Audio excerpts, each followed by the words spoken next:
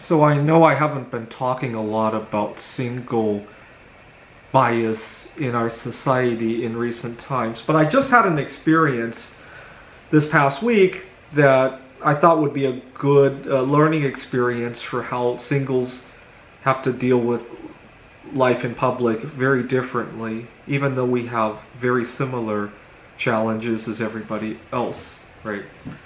So I'm recording this a week before Christmas 2021, and just like any other Christmas time, I'm one of the few people who works through it because my colleagues, they need to go see their family, they have extended family members, which is fine. I care about my family all year round, not just during Christmas, right? I'm not very religious about Christmas. I'm more or less an atheist. I'm open to people who are religious, right? Earlier this year, as you guys saw, I did a fast for a friend of mine who held a religion about fasting, right? Go watch my video. I'm open to accepting religion. I'm just not very religious. Okay, so I don't mind having to fill in for my colleagues because they want to take Christmas off. Where I have a problem is when I have days and events that are near and dear to me and the same idea doesn't reciprocate, right? So what is near and dear to me? I love to go stargazing, but unfortunately, when I say, can I have next month on so-and-so day off in order to go see a lunar eclipse, it doesn't have the same ring to, can I have Christmas off for family matters, right? Thanksgiving or even Juneteenth, right? It doesn't have the same ring to it, right? And I don't understand why. Why does certain events matter more just because more people observe them, right? I don't understand. Now, I had a problem.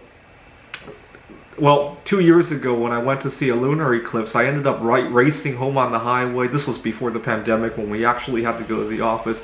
And nobody knew why I was so messed up the next day, right? Because it's not very popular to say I miss sleep because of a lunar eclipse, right? If my colleague misses sleep because their kids were acting up, maybe they have teenagers at home who got into trouble, oh my god, they could always bring that up, right? If I miss sleep because of a lunar eclipse, I just suffer right through it, right? It just doesn't make sense, right? Now, a lot of people ask me, well, why don't you just bring this up at work? I mean, okay, why don't you, as a happily married person, why don't you pretend to be single at your next job and do everything that you suggest, right? Then we can come back to talk about it, right? It's very hard. I can't put in words everything that I feel. I wish I could. The best approach I can ask any of my viewers is just go to your next job pretending to be single and tell me how. Next time your wife has an emergency, don't say it's your wife having an emergency. Say that, you had other problems, right? Let me tell you an emergency that I had. So I moved back from Phoenix, where I was living.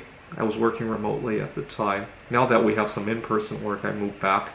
Back in October, you got to remember, back in October, it was very difficult to find housing here in Seattle. A lot of people were nervous if you didn't show proof that you had taken this pharmaceutical drug that they wanted to push on you. I hate to mention what drug that is because it's tyranny in general, right? I hate for people to believe that that's the only substance they will ever push on us. So I was living out of my car. And unfortunately, the car had broken down.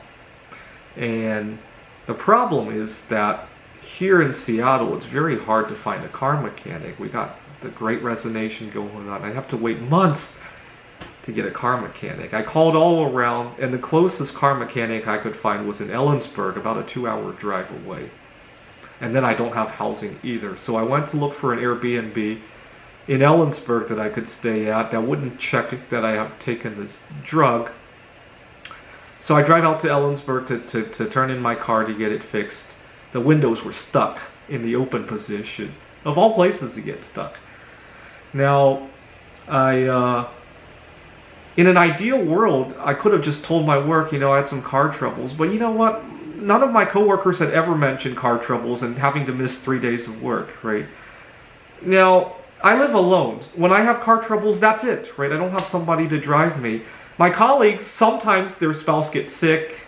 They have to take time off to tend to it. Maybe they don't have childcare. I don't get why those two are not kind of equivalent to one another. I just don't.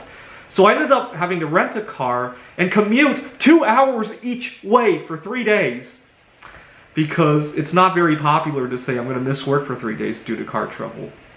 Actually, here in Washington State, they recently passed some paid sick time. I don't know if you could even use paid sick time for something like that, right? I'm not sure. I didn't try to use it because I know it wouldn't be very popular. I hope our attitudes towards some of these differences that I talked about in this video will shift at some point.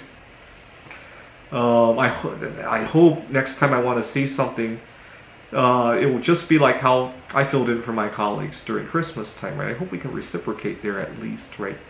I'm holding some hope out there, but I trusted that my colleagues would reciprocate the last time, and my trust wasn't 100% fulfilled, right? I wasn't completely broken, but it wasn't 100%. Hopefully this year we'll do a little bit better. I still hold hope out there and trust people. All right, single lives matter.